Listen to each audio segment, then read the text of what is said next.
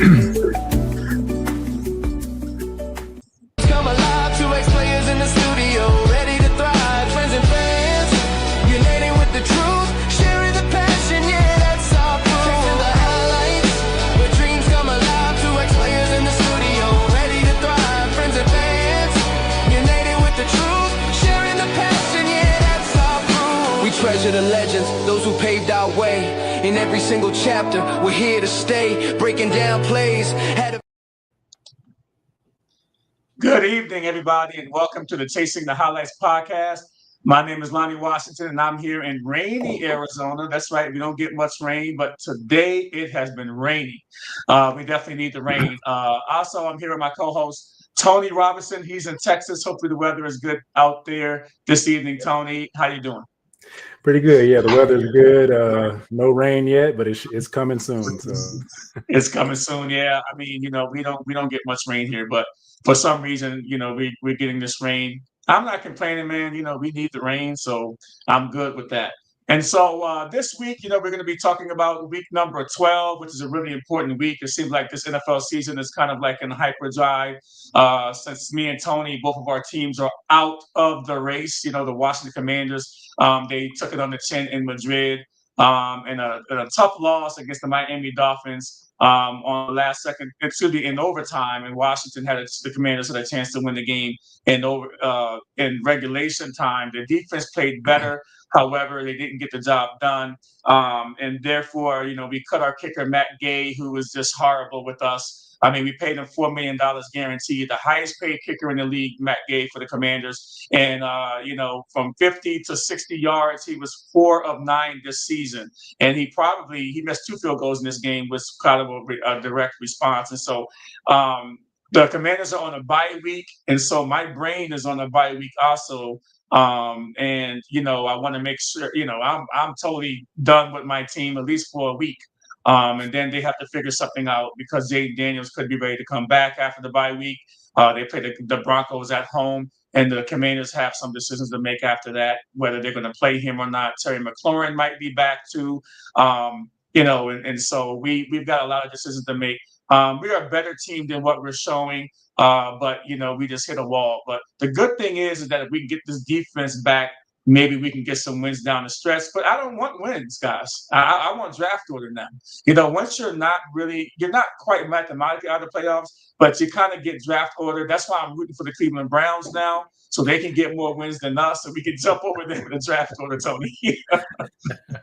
Yeah, I wish I can get rid of my team sometimes, but when you're born into this, you got to stay loyal to it. So, but yeah.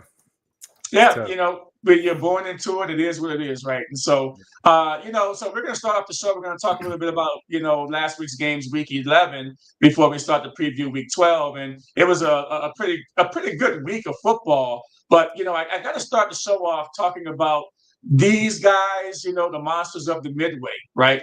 And I got to talk about them because, the Chicago Bears, they beat Minnesota 19-17, and it was a last-second field goal again. It's just like their 5th win. I want to say their 4th or 5th win this season, coming down to the wire, and they're starting to get used to winning. When a team starts to win these really close games in the last seconds, they get used to winning. They like the feeling of winning.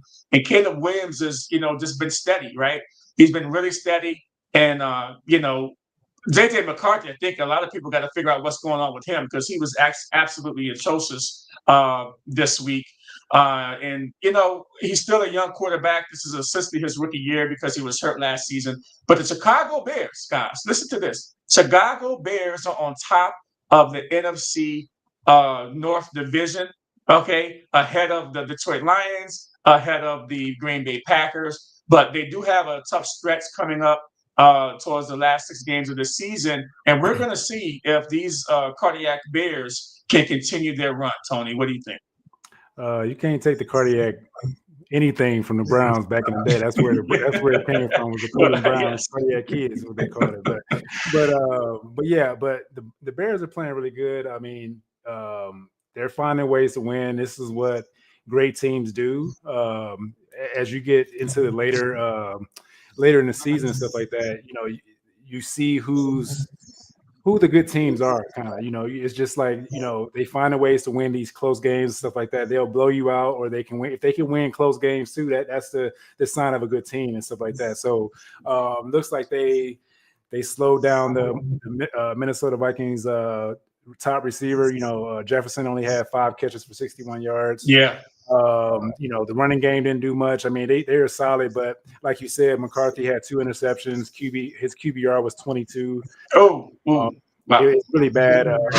But you see, like, on the offensive side, they're fine. The Chicago Bears are finding ways to put things together. It wasn't pretty for Caleb Williams this time. His QBR was 23. Yeah. But the running game, I think they're trying to get that. Ben Johnson's trying to get that same running style that he had in Detroit. So the running game kind of like, they didn't have to do too much because the defense was playing really well. And I feel like that if you can win like that, if your defense starts picking up, especially when it started getting cold, that's when the air is going to be out of the ball. They're going to start trying to run the ball a lot more and stuff like that. So I think that bodes well for the defense of Chicago, because they can stop the run pretty good. And if the quarterback can't do anything, then they're done. So I think they got a lot of wins coming ahead of them. The Bears look pretty good right now. Yeah, they do. And one of the other things that I want to do, I'm getting a little feedback on this, Tony. One of the other things that is going on is that it looks like, the big game too this week was the LA Rams beat the Seattle Seahawks. And that was a really, really good game. It came down to the wire. And man, I keep thinking, 21-19, the Los Angeles Rams beat the Seattle Seahawks. This game was just a big time defensive game overall. And but one thing that we have to talk about in this particular game is we got to talk about the Sam Darnold. Sam Darnold.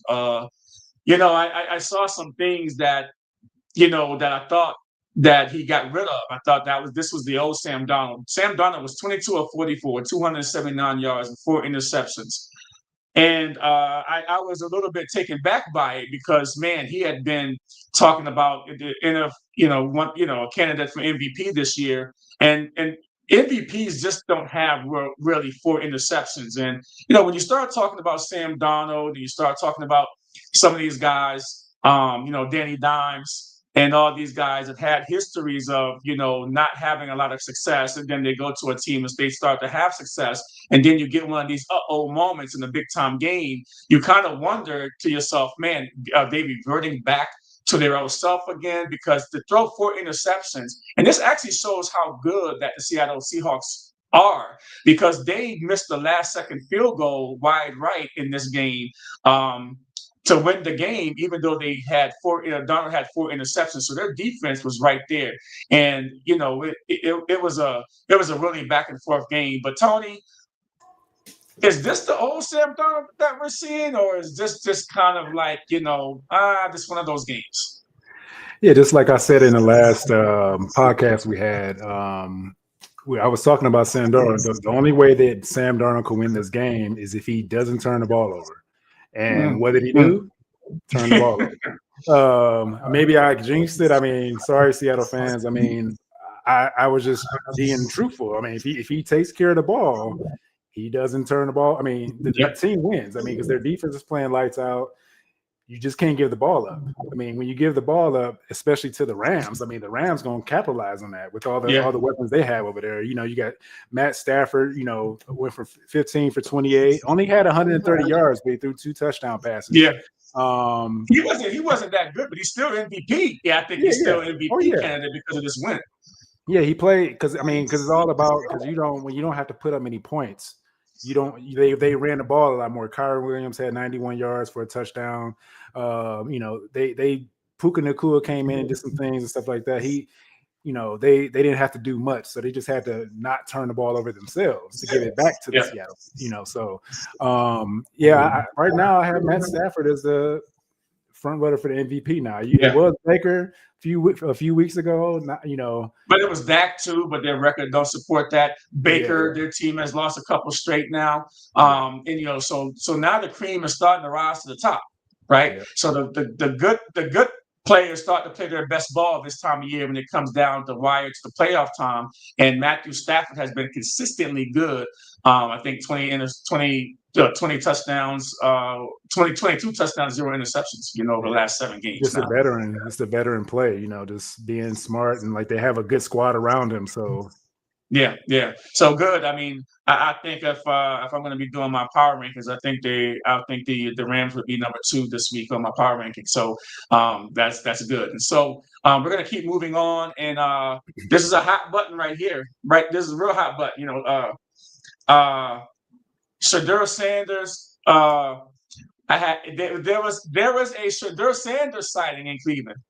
All right, as the Ravens beat the Browns 23-16, and I would say, he came in the second half, and he actually is what everybody wants to see, right? Is what everybody wanted to see. They had a lead when he came in the game. Dylan Gabriel got a concussion during the game, and they gave him the keys. Yeah, they gave Shedeur Sanders the keys for half, and they wanted him without any practice, without anything. And I'm not making any excuses for Shedeur Sanders. And they threw him out there and said, "Hey, you're our guy. Go win the game." And the Baltimore Ravens blitzed them, and they blitzed them, and they blitzed them. And this is what you do to a rookie, a guy that hasn't had any reps at all. And Shedeur Sanders, he did what most rookies would do in that situation without any reps with the first team. He didn't do too well. He made a couple of good throws, but it was just not enough to beat the Ravens because the Ravens defense is pretty good, Tony. So, Tony, I wanted to talk a little bit about this game and how everything went down, and then we'll have another discussion about him in a minute.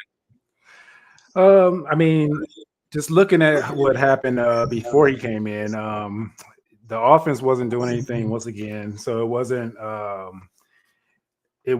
oh no, Dylan Gabriel went out, he was balling out, whatever. It was still a defensive kind of game. The defense always shine through in these games, stuff like that. So but when Shedeur came in, you saw the crowd roar, excited for him to be out there and stuff like that. And I was excited to see it because it's, it's a long time coming because he's been, with the team for 11 weeks now.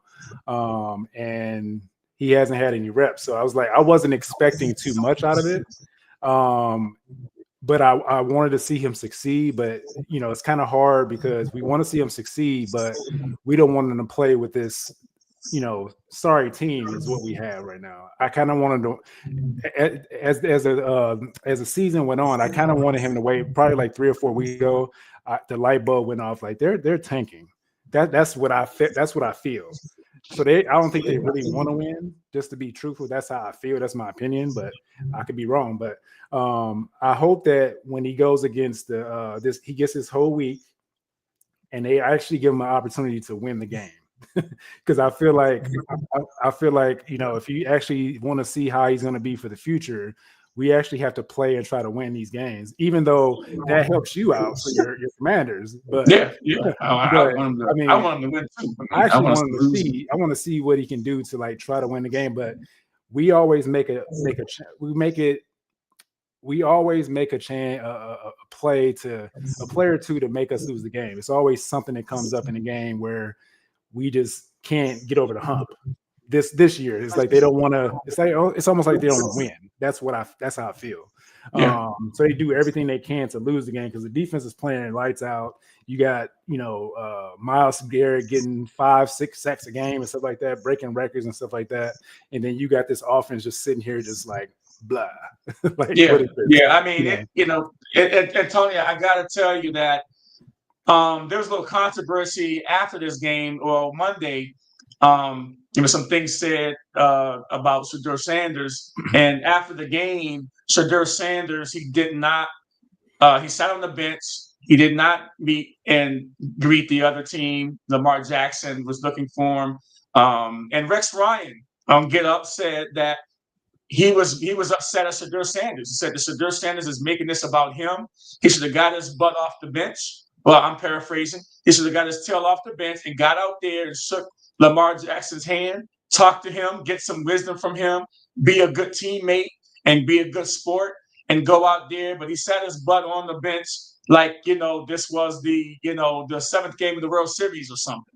And I kind of, a lot of people said Rex Ryan shouldn't have said that. I kind of actually agree with Rex Ryan on this, right? I kind of agree with the fact that I know his father did not teach him not to go over and shake the other team's hand in win or losses. I know he was raised better than that by Deion Sanders, and he should have got. I mean, everybody said, well, he's in his feelings and he was going through something and trying to take it all in. But you know what? Go over there and talk to Lamar Jackson. He knows a little something about adversity in this league, right?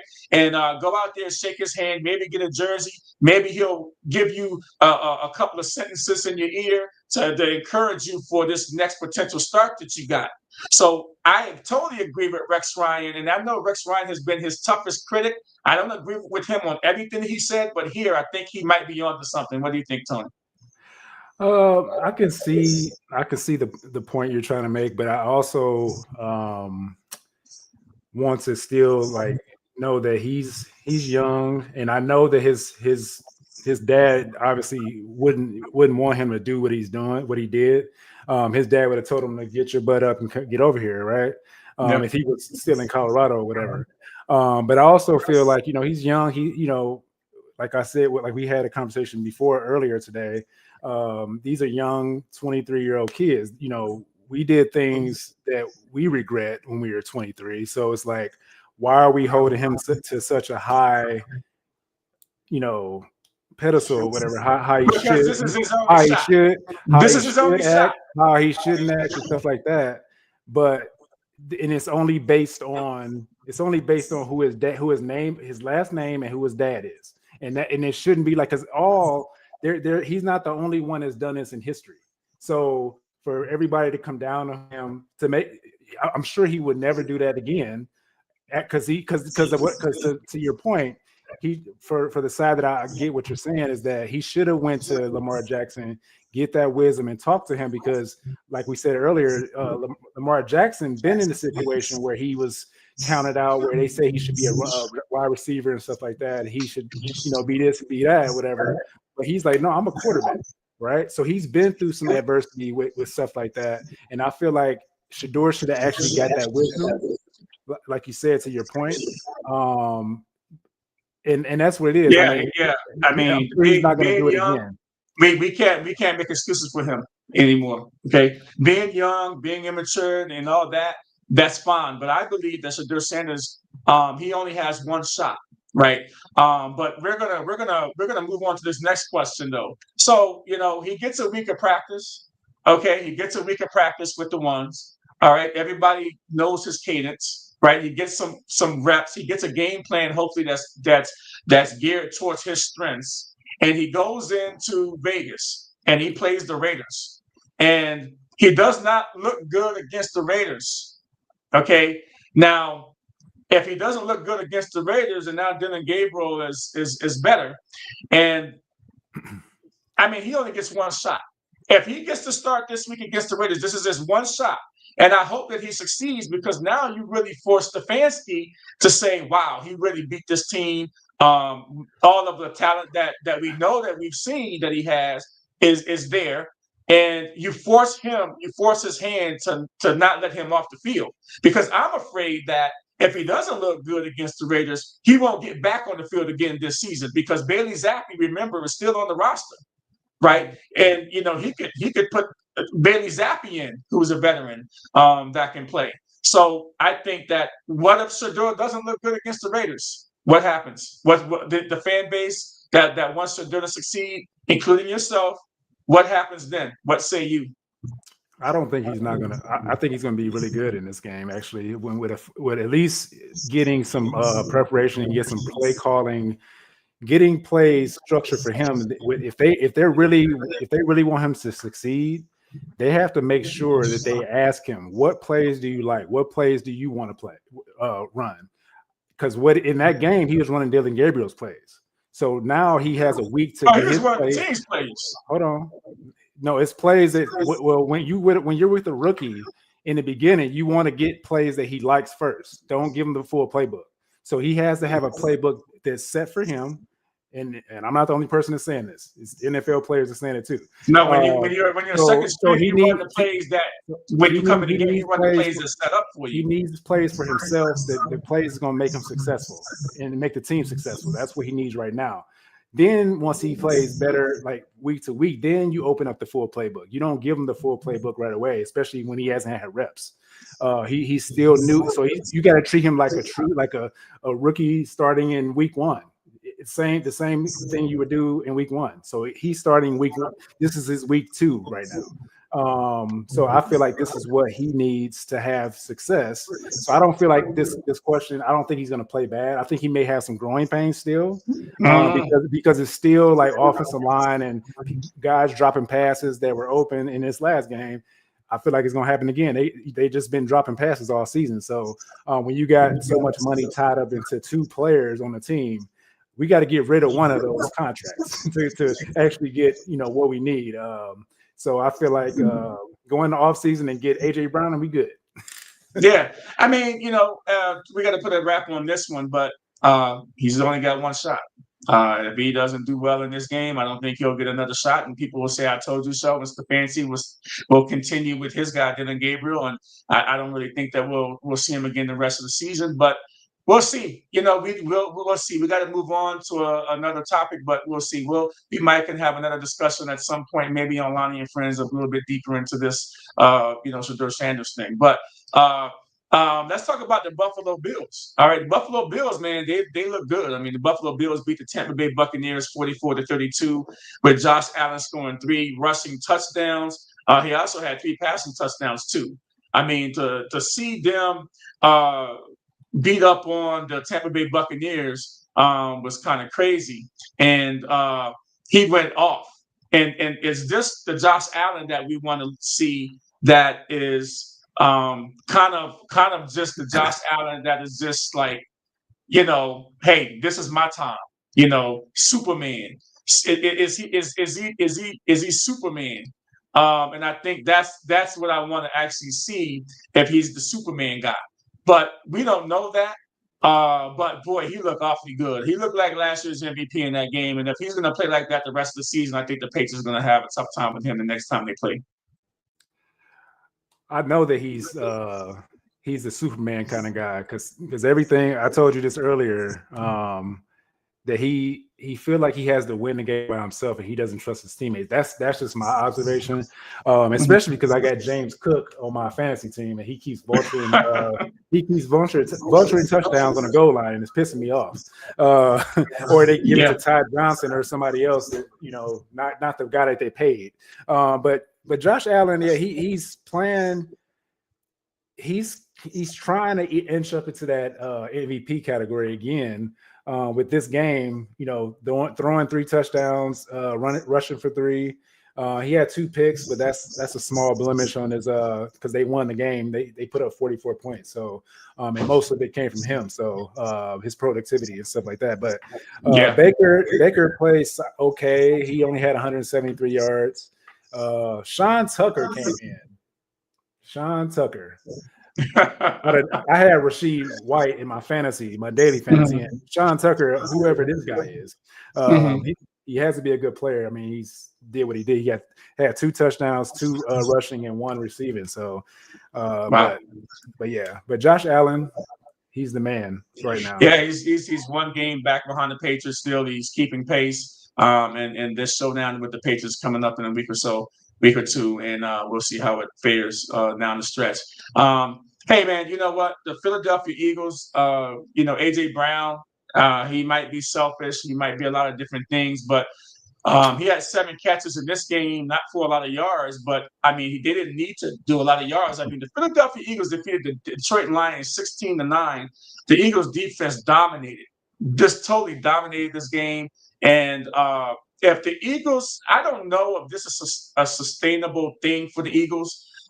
scoring under 21 points and holding teams to 9 points. I'm not sure as we start to get through the rest of the season and going through the playoffs if the Eagles can keep doing this. The defense looks damn good though for the Eagles, and they're the number one team on my flex power ranking this week, and they just keep on winning. They find a way to win. Jared Goff looked like a shell of himself out there. He was running scared the whole game. But I gotta say, Amon-Ra St. Brown, where were you at? Where were you at in this game? You disappeared like magic in this game, brother. I need to say to you that you're too good. You're too good to have this type of game. And I know that I picked I picked the Lions to win, and that's before I knew that Laporta was going to be out the game because they missed him down the middle as Jared Goff's safety net. They had nobody to work the middle of that field, and it was a disaster for the Detroit Lions. Hats off to the Philadelphia Eagles, by the way. I don't want to diminish what they did, but the Detroit Lions, very disappointing loss. Yeah, and the last podcast I called this one. I called this one. Yeah, you did. But the thing about it is what I was saying before. I think because Jalen Carter is back on that defense, he's in that middle, and it's the two defensive tackles, man. They're just so big. Crazy. I mean, there's no way you can run around these dudes, and it's like you wonder why Jahmyr Gibbs is only getting 39 rushing yards for average is 3.3 average. Montgomery's only getting 27 yards, and they want to run the ball. Even though they have a passing kind of caliber offense, they want to run the ball too, and they couldn't even run the ball. Their new offensive coordinator Campbell was horrible. He didn't keep running the ball. He didn't stay disciplined. But which to your point, or to counter what you're saying about Amon-Ra St. Brown, the quarterback couldn't do nothing. So when your quarterback's not doing anything, the coach has to find other ways to get Amon-Ra going. He has to get him on hand the ball off. It's like Deebo Samuel or something. You got to get him the ball. If the running backs aren't getting the ball doing something, you got to get Deebo coming in motion, hand it off, doing something to get him going. Dan Campbell, he dropped the ball. I mean, I think they were 0 for 5 on fourth down too. I mean, he kept going for it on fourth down, not kicking field goals, and they was 0 for 5 on fourth downs. Dan Campbell needs to give the offensive coordinator back the play calling duties. So that's why I say it's not on Amon-Ra, because it comes from the coach to the quarterback, because Goff disappears every time he's out of the dome playing in cold weather. And that's his track record. You can look at the history of him playing in cold weather outside the dome, and he doesn't play well at all. So I knew that this was going to be a loss for them because of that because of his history. And it hasn't changed yet. So no, it hasn't. I mean, so hats off to the Eagles. They travel to Dallas this week, and we'll preview that game in a minute here. But I got to also talk about this team. The Denver Broncos secured a last-second victory against the Kansas City Chiefs, winning 22-19 with a field goal. And boy, I was wrong on this one too. I thought coming off a bye week, when Andy Reid never loses off a bye week, they went down into I still call it Mile High, by the way. They went to Mile High, even though it's not Mile High. And Denver's defense had Patrick Mahomes, running scared for his life. And, just overall, Denver has won 7 straight. The Patriots and Denver have won 7 straight games this season. But Denver is atop of the AFC standings right now. If the playoffs was today, they would be the number 1 seed in the AFC. Denver Broncos look really, really good, and I feel sorry for my Commanders having to play them coming off of a bye week with Denver's defense traveling on the road to Washington in a couple of weeks. 22-19. I mean, and this actually almost, ensured that the Kansas City Chiefs will not win the division. At 5-5, the Kansas City Chiefs would not even be in the playoffs as of right now. So the Kansas City Chiefs have a lot of work to do, and I think they play the Colts this week too, which could be another loss. We could be looking at a first time in 6 or 7 years without having the Kansas City Chiefs in the playoffs. But I want to give my hat off to the Denver Broncos.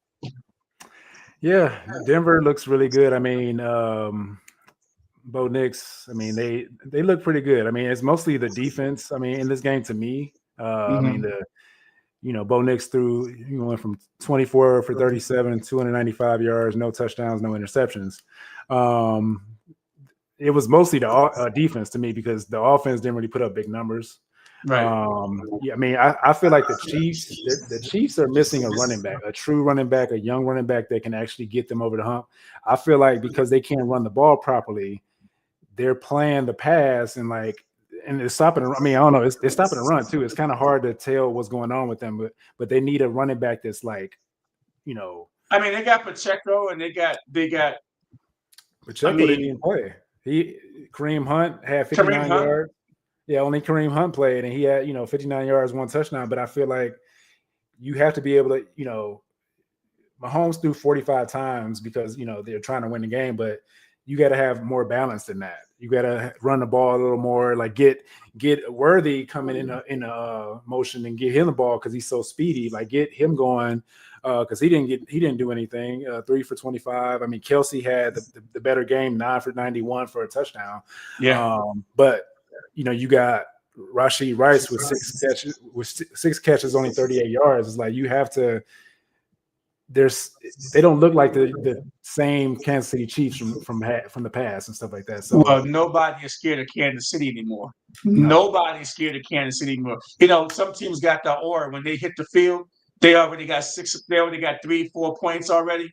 Nobody is mentally scared of the Kansas City Chiefs anymore. And I think that layer started to be peeled last season, but it was really peeled off when they got their butt kicked by the Philadelphia Eagles in the Super Bowl. So nobody's scared anymore to play the Kansas City Chiefs. So I think that's what's going on in Kansas City. But they're in trouble right now. We'll see if they can bounce back. We're up against a break, so we're going to take a quick break, and we'll be back shortly in a minute.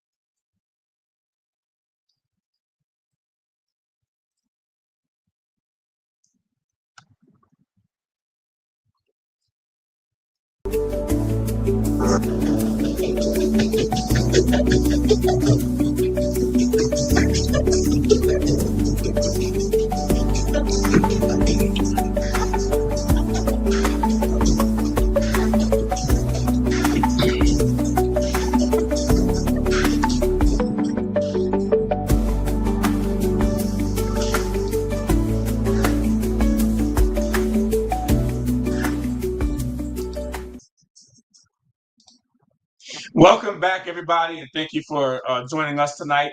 This is the Chasing the Highlights podcast. My name is Lonnie Washington. I'm here with my co-host, Tony Robinson. He's in Texas, and I'm in Arizona. And Tony, we're going to be talking about the Week 12 games. And, coming up here in Week 12, we've got some pretty good games. And one of the biggest games, though, is the Colts, at the Kansas City Chiefs.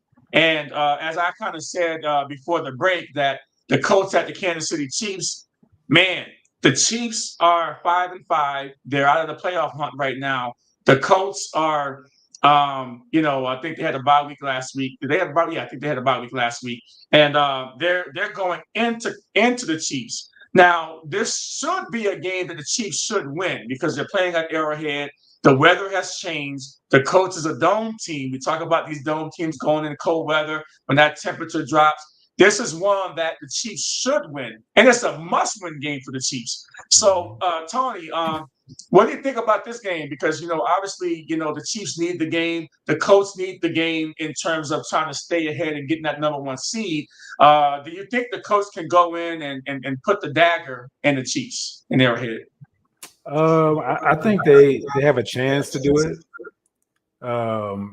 They have a chance, but I don't know with the Chiefs defense playing at home.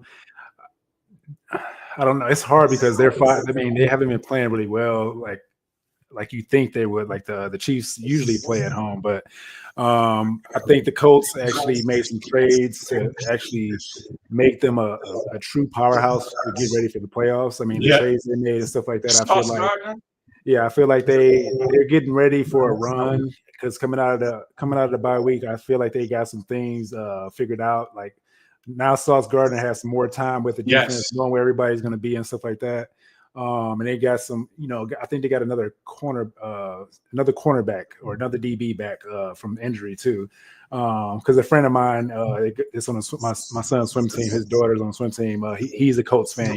He's telling me everything about the Colts and stuff like that because he watches them a lot. So, but yeah, they have an opportunity to beat the Chiefs, but the Chiefs, I worry about the Chiefs playing at home and with their backs against the wall. I said this last week and they lost, but I still feel like with their backs against the wall, they trying to make the playoffs. They're gonna figure out a way to play tough at home. And if it's cold and windy, those dome teams don't play well in that kind of weather. They don't So play well we'll at see how all. that goes. Yeah, so we'll see how that goes. And obviously, when you're talking about cold weather, if the Colts have to travel, they have to go play in potentially a cold in the playoffs. They would have to play potential cold weather New England, or they might have to go to a cold weather Denver. And let's take a look at the playoff picture. If the playoff picture here was today, we would see the number one seed in the AFC would be obviously we talked about the Denver Broncos and actually, the Chargers who got their head beaten last week against the Jacksonville Jaguars. I don't even know what team that they put out there for that game. They would be going to the Colts, and then obviously you see the Jaguars going to New England, and then you see Buffalo going to the Steelers, but you do not see the Kansas City Chiefs on that right now. And then, if you're looking at the NFC, you're looking at, the number one seed, the Philadelphia Eagles, and then you're seeing San Francisco would have to go to the Rams, and then Green Bay to Chicago Bears, and then man, it's going to be a good playoffs this year. That's all I got to say. If these standings hold up, but I think that there's going to be some swapping here with these teams. I think that you don't see Baltimore on this list. They're only one game behind the Pittsburgh Steelers, and they're coming up the rear. Tony, what do you think that the outlook of this playoff picture looks right now after week 11? Well, yeah, like you said, I think Baltimore is making a run. They got everybody back on the defensive side, so I feel like they're going to be tough to play against. I mean, I guess if you look at how the Browns played Lamar Jackson, if you can, if any team that's playing against them moving forward can replicate that, I feel like they can keep the Baltimore, because you don't want to see the Baltimore Ravens in the playoffs to me, especially with the Chiefs out. You don't want to see the Ravens in the playoffs, I feel, because all they're going to do is just run the ball. They're going to run the ball a lot more. They're going to run it through Henry and Lamar Jackson because they usually take the air out of the ball when it gets cold and stuff like that. So, but I feel like, the Colts still at 30. I still think they have a chance to come out of there. I worry about the Denver Broncos because I don't trust their offense right now. Their defense is solid. I don't trust their offense because I have Bo Nix in my fantasy team, and he's so inconsistent. The defense keeps them in a game. I mean, he's just playing game manager right now to me. But there's games that he comes out and plays really good, but then there's games he plays. He played against the Jets, only scored 13 points. They're the AFC Eagles. They're the AFC Eagles. They're the AFC Eagles, brother. That's true. Yeah, I mean, just think about what you're saying now. They're the AFC Eagles, and they ain't won a Super Bowl. They ain't won a Super Bowl, so I can't. But they beat the Eagles already. Keep that in mind. They already beat the Eagles this year. So, yeah, they're the AFC Eagles. We'll talk about this a little bit more down the road. But, I mean, looking at this playoff, I mean, man, those two teams at the top there, they're almost identical teams right now, the way they're playing. So, it's a little scary out there the way this is shaping up to be. Also, moving on, we got the Eagles at the Cowboys. Cowboys got a big win after losing 3 straight. I mean, they got a big win last night against the Vegas Raiders. And everybody can say what they want to say. Dallas came off of a bye week. They got a high-powered offense. And, Dak Prescott had a good game, and the two wide receivers had a good game. CeeDee Lamb, and they had good games. But, it's the Raiders, right? So everybody's getting excited in Dallas because they say Dallas can make a run. People think that they have a chance against the Eagles this weekend because of the high-powered offense that they have. And the defense has been playing a little bit better too, right? They made some trades at the trade deadline, and the defense is playing better. And, this is an NFC East battle, right? It's in the dome. I think that the Eagles are going to win this game, right? Because that's all they do is they keep winning. And I think that their defense is going to force Dak Prescott into some bad plays, and that I think the Eagles are going to beat the Dallas Cowboys in this one. Yeah, I feel it's going to be a low-scoring game. Just so you know that, because I feel like the Cowboys, with that trade they made for Williams, and they have Carter, those two defensive tackles they added, I feel like they're going to be able to stop the run a lot more now. I think their defense all around is going to be better because they have Clowney on the outside, they have Clark and Williams in the middle, and I think they just redid their defense to make a push to try to make the playoffs. And I feel like in this game, you're going to be able to see how that defense looks. And I feel like the Eagles are going to, because how the Eagles have been playing on offense, I feel like it's going to be a low-scoring game. But I feel like the Cowboys got a chance to get an upset here at home. They got a chance to make a move against the defending champions, I feel, because it's a rivalry. I mean, it's a divisional rivalry game too. So I feel like they always play tough in these kind of games, and I feel like the Cowboys may have a shot at getting a win at home against the Eagles. Yeah, I mean, we could talk about if they have a shot, but I think they got the third toughest schedule coming down the stretch of any team in the NFL. They've got the Eagles, and they got a 3-game stretch here that's insane. On Sunday they play the Eagles. And then they play again at home on Thanksgiving Day. 4 days later, got the Chiefs coming in. And then they go and play next Sunday again after that against the Detroit Lions in Detroit. And then they've got the Vikings, Chargers, Commanders, and Giants down the stretch. That is a gauntlet of a schedule for for the Dallas Cowboys down the stretch. I'm not quite sure that they can survive that stretch. That's a train wreck schedule right there.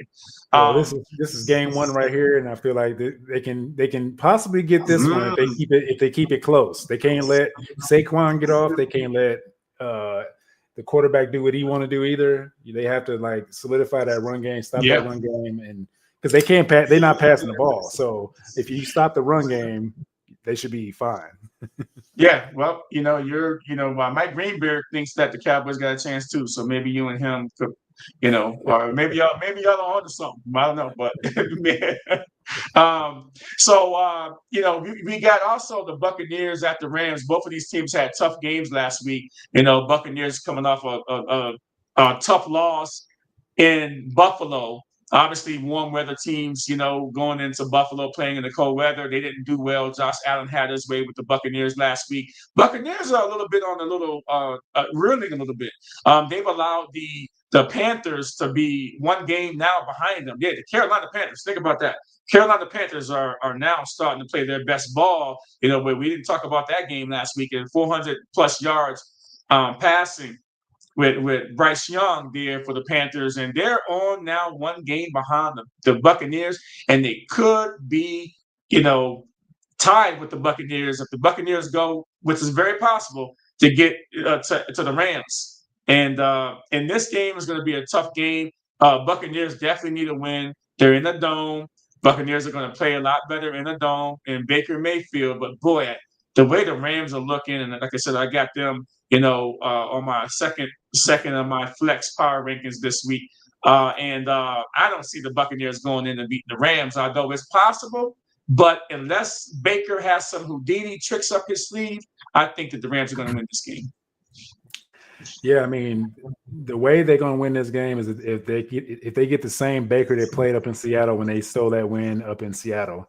He has to come out and play that way. I mean, he's playing against the best, one of the best divisions in the league right now.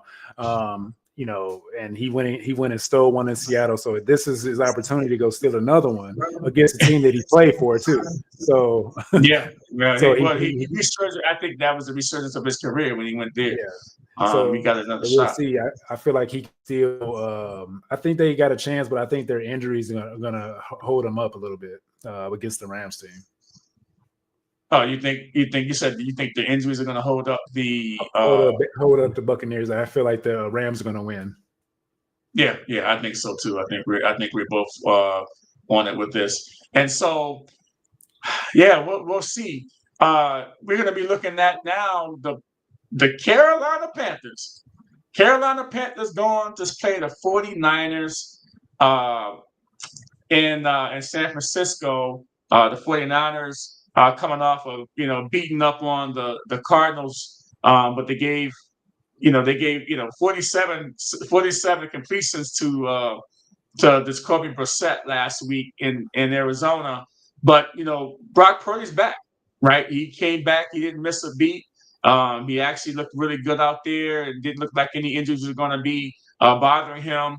And against the Cardinals, and now the Panthers, a hot Panthers team, is going in to play the 49ers. Bryce Young, I mean, he had 470 yards passing, something crazy. So over 400 yards passing last week in a win against the Falcons, right?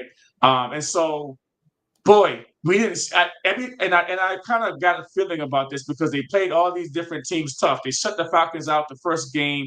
They beat the Cowboys. The Cowboys visited them too, and they're a tough out.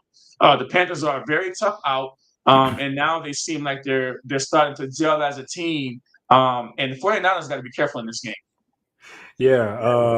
The only way the 49ers get away with this game is they got to get the ball to McCaffrey. McCaffrey has to be the one. I mean, I think they all have to play well. I mean, I don't know. This is a tough game to call because the Panthers, you want to root against the Panthers, but they every time you root against them, they're like, okay, here we gonna show you. I don't want to root against them. I like the underdog. Yeah, I like the underdog too, but they're not underdogs anymore. They've been flying under the radar this whole season, and their defense is led by their defense, and then like the offense is kind of like picking it up now. And they're actually letting like Dowdle play and Tedrow McMillan. That guy is nice too, the receiver, and yeah, the quarterback played pretty good last game, but it's not consistent though. So the defense kind of stops the opposing offense and keep them in a game where they don't have to score as much at times and stuff like that. That I feel like that's the reason why they're winning is because of the defense. The offense chip in every now and then, but yeah. Yeah, I mean, 448 yards passing in the win against the Carolina Panthers. Bryce Young had, and down the stretch, I mean, they do have some tough games though. I mean, the Carolina Panthers do play the 49ers, the Rams at home, the Saints, which is definitely a winnable game. They play the Buccaneers, the Seahawks, and the Buccaneers again. So they'll have a chance to win this division at some point if they can win one of the two games against the 49ers or the Rams, and then beat the Saints. They got the Buccaneers 2 out of the last 3 weeks of the season, and so that right there could be for the division if they win one of the next two weeks of football games. And so we'll keep our eye on that one. That's a developing story with the Panthers. And so keeping everything moving for week 12, we have the Steelers at the Bears. Now, this is going to be an interesting game because, it was reported that Aaron Rodgers, he went out in the last game with he's got some type of fracture or broken wrist in his non-throwing hand, but it doesn't not require surgery is what they're saying right now. And the fact that it's not requiring surgery, we don't know if he can play with it. Obviously, handing the ball off with your offhand is a problem. I mean, can he wear a brace? Can he deal with the pain? Is there more damage that's going to be done to that wrist if he gets hit on it or falls on it the wrong way? So there's a lot going on right now. Mike Tomlin is kind of keeping everything close to the vest about if Aaron Rodgers is going to play. But this is a pivotal game. The Steelers are only one. The Baltimore Ravens are only one game behind the Bears. Behind the Ravens, and the Bears are hot right now. They've won 6 straight games, and so they're going to Chicago to play. This game here is kind of like my pick'em game of the week because the Steelers do have a good defense, and we're going to see if the Steelers can go in there and break the momentum of the Chicago Bears. Yeah, that's a good take. I feel like the Bears gonna win this game because of the. I don't think his name Randolph, whatever his name is. I never really liked the guy because he got into a fight with Miles Garrett back in the day. Miles Garrett had to put a helmet on his head back in the day, so I don't like the Bears. But I feel like if they play with him, he's serviceable, but I feel like against the Bears, I feel like they're gonna bring everybody the kitchen sink, the whole kitchen to them and stuff like that. And I feel like they would have to run the ball a lot more against the Bears and not allow Rudolph to throw over 40 times, because if he starts throwing over 40 times, he's gonna throw a pick. It's bound to happen. That's been his track record too. So yeah, the running game, the two-headed monster they have there has to be good for the Steelers to win, because they can't let Rudolph pass too many times, because I feel he just has to manage the game and let the defense do what they do. Just manage the game, just throw like 25 to 30 times, stay within that range, and they'll be fine. But I still got the Bears winning this. Wow. I mean, I'm picking Pittsburgh Steelers. I think that the streak is going to come to an end with Chicago Bears this week. I think that Tomlin is going to find a way to confuse Caleb Williams with his defense. And if Caleb Williams don't turn the ball over, they have a big time chance. But I think that the Steelers do cause turnovers, and so we'll see what happens in that game. I can't root for my rival, so that's why I'm going to. I know that's how you're talking to Bears. You don't want to see them do anything. But, there was some controversy this week, too. Ramsey was suspended for punching Jamar Chase, and, Chase spat on Ramsey. And, it's always the second person that gets caught, right? But not in this case. Well, even though Ramsey is suspended, in an interview, they asked Jamar Chase, "Hey, did you spit on Ramsey?" And he said no. But man, the video that's circulating around clearly shows, and you knew the NFL was going to find it, and it clearly shows that he spit on Ramsey. And Mike Tomlin said, not paraphrasing, "Hey, you spit on my guy, then it's whatever. It's whatever. You spit on my guy, it's whatever." And so, he doesn't blame Ramsey for, throwing the punch and getting suspended. But I'm really disappointed about this with Jamar Chase, because he's been a good pro, and to let Ramsey get under his skin that much to where he sped on him. And we know that we saw Carter do it this year, and it was a suspension. But I think the league has to suspend them more than one game, and then this will take this totally out. Jamar Chase is going to lose $500,000, in this game by being suspended, right? So this is just one of the worst case scenarios that anybody can do to anybody, just not even on the football field, but even more on the football field. Is a lack of respect. To get spit on by someone is pretty degrading, and I'm really disappointed by Jamar Chase on this. And he's doubling down on it. I don't think he's apologized yet about it, but that is totally outrageous. And what do you think about this one, Tony? Well, what Thomas said, he said, if somebody spits on you, do what comes natural. Yeah, that's exactly what he said. Exactly what he said, and I fall behind. I'm backing him up on every word he said, because that's the spitting on somebody. My kids, my 6-year-old would like, the kids, they do that stuff. Yeah, they do. They do this stuff, and it's like it's the nastiest thing. So I'm always on my kids about spitting on anybody. That's one of the nastiest things you can do to a person. The most disrespectful thing you can do to her. And then you're a grown man making millions of dollars working for $1 billion company, and you're lying about it. Crazy. Like I wouldn't trust you for moving on, because all these cameras in the building, like in a stadium, you don't think we're gonna see if you did it or not? Like I feel like I kind of feel like if somebody spit on me or spit on a player, instead of once they should go back to the replay. They should actually get it right. They have all this replay about everything, right? Go to the replay.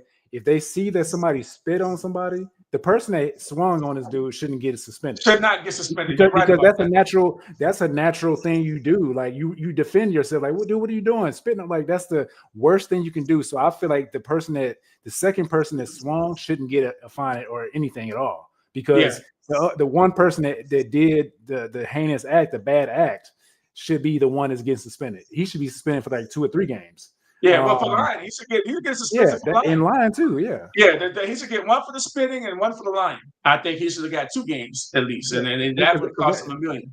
Because that's a bad look. Because there's kids watching these games, right? And you want to have you want to protect the shield, is what they say.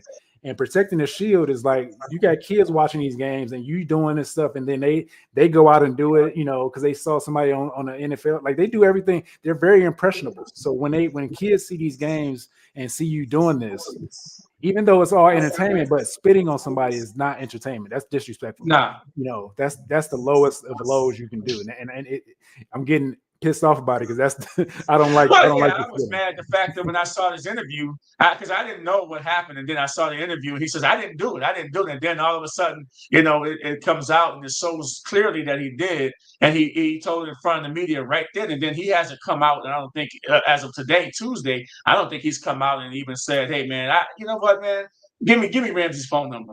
Hey, bro. I mean, I'm sorry about this. This is out. I was wrong, and just move on because he's been an upstanding guy.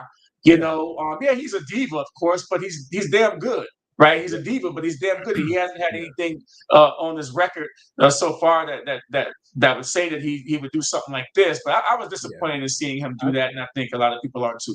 Yeah, and I was disappointed too because I like Jamar Chase. He's a great receiver, great pro, and then just to do something that low and then just to lie about it, that makes it even worse because it's like we like you as a player, but then you take it's just like a girl, right? When you first meet a girl, right? You give her a 10, how she looks, but then when she starts talking, it goes down and down and down and down. You lie, goes down and down and down. So it's like it's like he's like a good looking female, but then what you do is brings you down. It's like dang, she a 10, but man, she a 6, she a 5 now because she opened her mouth up and said something out of pocket. It's like it's so I mean, let's get out of this. Let's get out of this scenario right now. But we got one more that I'm going to talk about is the Minnesota Vikings at the Packers. And boy, the Packers barely got out of New York with a victory this week. And the Vikings, JJ McCarthy, I don't know. I mean, he's missing high and he's got these weapons over there and he should be playing better than he is. And it just is not materializing. And the quarterback whisperer O'Connell, we always say that he's a quarterback whisperer because of what he did with Danny Dimes and Darnold last year and the way they're playing this year. But I think he wished he had one of these guys back right now. I really think that O'Connell wished he had one of these guys back. I mean, JJ McCarthy has not really looked good, even before he got injured. Before he got injured with the ankle injury, he didn't look good. And then he comes back, he really hasn't really looked that good. And when he was with Michigan, he wasn't required to really throw a lot. He had to run the game and everything was kind of structured for him. But O'Connell wants him to throw the ball around the yard. Right, he's got these weapons, and he wants to throw the ball around the yard. He wants him to throw the ball around the yard. It just doesn't seem like, man, he's accurate. He doesn't feel comfortable in the pocket, and they're going to the Packers, right? And they're coming out of the dome. I'm old school. I'm thinking that the Vikings play, outside like they did back in the 80s and stuff before they got the dome. But no, they play in a dome, so they're a real dome team. Now they go to play the Packers. I think the Packers have a chance to really get their mojo back this week and get that defense after McCarthy and get a win. I'm picking the Packers in this game. It's tough with the Packers because of their offense and how inconsistent it is. When you have your best receiver out for he's out for the season, right? With that, Yeah. So when Kraft is out, you have to, and it's almost like how they have running back by committee. It's a receiver by committee with them because you don't know which receiver is going to go off or what they're going to do. And it's not like the Brett Favre's or like the Aaron Rodgers led Green Bay Packers back in the day, where that they're going to get points on the offensive side with the running game and stuff like that in the passing game. But only thing I can see is the defense getting to McCarthy. And that's all I see is the Packers just getting to McCarthy, forcing turnovers, getting interceptions. And that's how the Packers is going to win this game. The only way the Vikings win this game is if McCarthy manages the game properly. They use the running game to like go at the Packers because they're going to be rushing. So they got to do like some screens to get these guys off schedule, because you got to throw some screens to get them off schedule just to like keep them honest. And then you got to run the ball here and there. Then you got to go play action deep, boom. So it's so you got to see. It's going to be an interesting game, but I feel like the Packers can win this game. Yeah, I don't see the way the Vikings. Well, the Vikings got a good defense, but we'll see. And can they force Love into some turnovers, and see if they can get the ball back for McCarthy to do something with. But if he can connect with Addison and Jefferson on a consistent basis, they might have a chance to win this game. But I don't really see it happening. So we'll see how it goes down the road here. And so that's going to be the end of our podcast. So this has been the Chasing the Highlights podcast. My name is Lonnie Washington, and I'm in Arizona. And Tony Robinson, he's in Texas. Thank you, everybody. I hope your team wins this week. And good night, everybody. Come alive, 2X players in the studio, ready to thrive. Friends and fans, uniting with the truth, sharing the passion. Yeah, that's our proof. Chasing the highlights, where dreams come alive. 2X players in the studio, ready to thrive. Friends and fans, united with the truth, sharing the passion. Yeah, that's our proof. We treasure the legends, those who paved our way. In every single chapter, we're here to stay, breaking down plays.